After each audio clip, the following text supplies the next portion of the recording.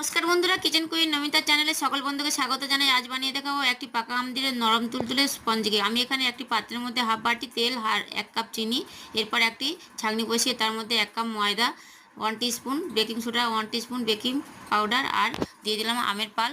মিক্সিতে পেস্ট করে রেখেছিলাম, কিছুক্ষণ হ্যান্ড উইচের সাহায্যে নাড়াচাড়া করে নিলাম। এরপর দিয়ে দিলাম গরুর দুধ, অল্প অল্প করে দিয়ে ভালো করে নাড়াচাড়া করে নিলাম হ্যান্ড উইচের সাহায্যে। এরপর দিয়ে দিলাম 1 চামচ ভিনেগার দিয়ে কিছুক্ষণ নাড়াচাড়া করে রেস্টে রেখে দিলাম 10 মিনিট।